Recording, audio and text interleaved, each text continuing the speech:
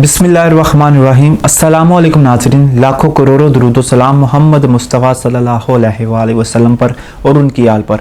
मैं हूँ रेहान भट्ट और आप देख रहे हैं वकील टीवी। आज एक इंतहाई अफसोसनाक वाक़या मियाँ वाली में पेश आया, जहाँ पे एक बाप ने अपने 7 दिन की बच्ची को 4 गोलियाँ मार दी, सिर्फ और सिर्फ इस ख्वाहिश पर कि मेरे यहाँ पहले बेटा होना चाहिए था। ये किसी के इख्तियार में नहीं है, किसी औरत के या किसी मर्द के इख्तियार में नहीं है कि उसके यहाँ पहला बेटा हो या बेटी हो। ये सब अल्लाह के काम है और ये अल्लाह की रज़ामंदी से होता है, उसके अहकामात से, उसके हुक्म से होता है। लेकिन तुम जाहिलों को क्या पता, और तुम लोग तो फिर अपने जाहिलियत में कुछ ना कुछ ऐसा कदम उठा देते हो जिसका अजाला पूरे घर वालों को भुगतना पड़ता है। हुआ ये कि ये लड़का जिसने अपनी बेटी को कत्ल किया है, मारा है, गोलियां मारी हैं, इसका नाम शाहज़ेब है। और जो अभी तक रिपोर्ट्स है, मैं सोशल मीडिया पे देख रहा था और बड़ा अफसोस हुआ इस तरह की ख़बर सुन के कि हमारे मुआशरे में आखिर इस तरह की सोसाइटी में इस तरह की चीज़ें क्यों बढ़ती जा रही हैं, क्यों इतनी एजुकेशन की कमी है, कहाँ पे तरबियत में कमी रह जाती है, कहाँ पे क्या हो जाता है कि इस तरह का इंसान तहश में आ जाता है। या सोसाइटी कुछ अनासर तबाह कर रहे होते हैं, बंदे का ब्रेन वाश कर रहे होते हैं हमारे इर्द गिर्द के लोग। अल्लाह ताला हम सबको उनसे बचाए। अब हम अपने टॉपिक पर आते हैं। हुआ ये कि ये जो लड़का है इसका नाम शाहज़ेब है। इसके यहाँ बेटी हुई थी 7-8 दिन पहले की बात है, और ये इस वाक़े को भी 24 घंटे से ज़्यादा हो चुका है। इसके यहाँ बेटी हुई तो जैसे ही आम रूटीन की तरह डॉक्टर्स आके बताते हैं कि भाई मुबारक हो, तुम्हारे यहाँ बेटी हुई है। तो ये बात सुनकर डॉक्टरों की तहश में आ गया, गुस्से में आ गया, और वहाँ से जैसे मुँह बनाता हुआ चला गया, हॉस्पिटल से चला गया कि मुझे तो बेटा चाहिए था, मेरे यहाँ बेटी क्यों हुई। और इसकी शादी हुई थी मिशेल फातिमा नामी एक लड़की से, और इनके यहाँ बेटी की अल्लाह ताला ने इनको बेटी दी, तो इन्होंने इसका नाम जन्नत रखा। वो मासूम सी बच्ची थी उसकी, यकीन माने सोशल मीडिया पे उस बच्ची की तस्वीर वायरल है, उसकी वीडियो, उसकी तस्वीर चल रही हैं और ये ख़बर चल रही है।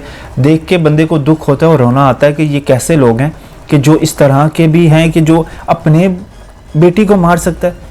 अभी 7 दिन की बेटी, 7 दिन की हो, 7 साल की हो, 70 साल की हो, औलाद तो औलाद है, बंदा कैसे मार सकता है अपनी औलाद को। लेकिन क्या है कि ये कैसे लोग हैं, शायद अल्लाह से दूरी है इन लोगों की, या ये जहालत है इनकी, क्या है अल्लाह ही जाने, अल्लाह बेहतर जाने। हुआ ये कि ये ना जब से इसकी बेटी हुई थी तो ये ना बड़ा तहश में इधर उधर फिर रहा था और यही कही जा रहा था कि मुझे बेटा चाहिए, मेरे यहाँ पहले बेटा होना चाहिए था, फिर बेटी होती। जो अल्लाह ने दे दिया वो बेहतरीन है तेरे लिए, अगर तू समझता बदबख्त हो आदमी। अब तो ये इतवार की सुबह मुलजिम घर में आया और इसने हाथ में पिस्टल पकड़ा हुआ था, और घर में आके इसने अपनी बेगम से अपनी बेटी को खींचा और उसके सीने पर इसने बंदूक तानी। जब इसने ऐसा किया तो पूरे घर वालों ने उसको पकड़ने की कोशिश की। जाहिर सी बात है, सामने उसकी बीवी थी, उसके दादा दादी होंगे, उसके पूरे घर वाले जो घर में लोग होते हैं वो सब थे।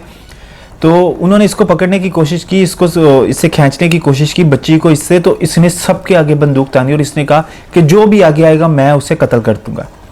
और इतना कहा और इसने अपनी बेटी के सीने में 4 गोलियां मार दी। वो मासूम सी बच्ची, छोटी सी 7 दिन की बच्ची कितनी होती है, हमारे हाथ के बराबर होती है, और वो बेचारी क्या तकलीफ सहेगी, वो क्या उसका इलाज होगा। वो तो मौके पे दम तोड़ गई। वो तो एक नाखून का निशान भी पड़ जाए तो वो इस तरह के छोटे बच्चे बर्दाश्त नहीं कर पाते। और 4 गोली, एक गोली किसी बड़े तगड़े आदमी को लगी हो, उसका बचना मुश्किल हो जाता है, और ये बच्ची बेचारी मौके पे ही दम तोड़ गई। जन्नत इसका नाम था, तो उस बदबख्त ने उसे आखिर जन्नत में ही पहुंचा दिया।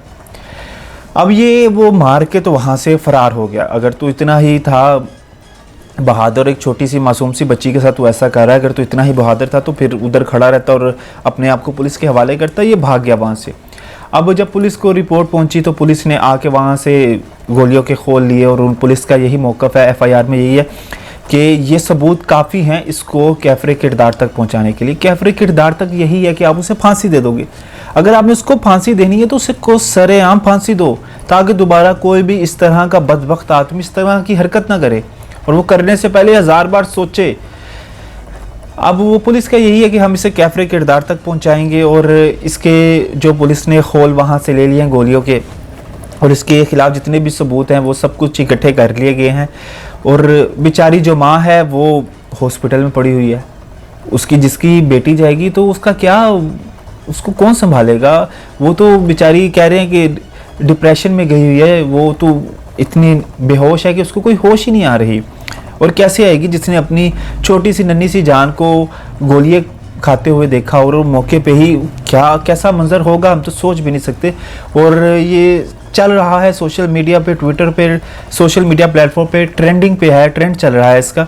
और यकीन माने दुख होता है कि इस तरह की भी हरकतें होती हैं, इस तरह की जहालत भी है। आखिर कब ठीक होगा ये मामला, कब इन लोगों को हिदायत आएगी, कौन सी सोसाइटी में ये बैठते हैं ये लोग, किन लोगों को फॉलो करते हैं। क्या हमारे हुजूर ने इस तरह का दिन सिखाया? क्यों नहीं वो उन चीज़ों को फॉलो करते जो हमारे नबी करीम सल्लल्लाहु अलैहि वसल्लम ने इन्हें बताई हैं? उनके नक्शे कदम पर क्यों नहीं चलते? हमारे बुजुर्गान दीन ने अपनी ज़िंदगी आप लोगों के लिए कुर्बान कर दी, हुजूर के दीन को मज़ीद आम किया हमारे बुजुर्गान दीन ने। और शायद आप समझना ही नहीं चाह रहे, या आप लोग क्या चाहते हो? आप लोग चाहते हो जो हम चाहते हैं वो हमें मिल जाए, जो अल्लाह चाहेगा वो होगा, और वो अल्लाह वही चाहता है जो तेरे हक में बेहतर है। अगर तेरे हक में बेटा होता तो अल्लाह तुझे बेटा अता कर देता, तेरे हक में बेटी बेहतर थी, अल्लाह ताला ने तुझे बेटी दे दी, और तुझे क्या चाहिए?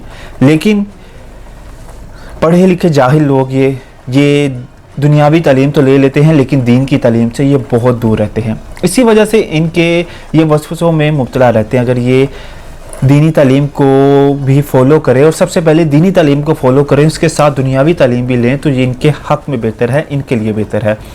हम उम्मीद करते हैं और इस दुआ के साथ आपसे इजाज़त मांगेंगे कि अल्लाह ताला इस पाकिस्तान की खैर करे, और इस पाकिस्तान में बसने वालों की सबकी खैर करे, और जो भी यहाँ के इस तरह के वाक़यात हैं अल्लाह ताला हम सबको माफ़ करे, इस तरह के वाक़यात से दूर रखे, और अल्लाह ताला सबकी खैर करे।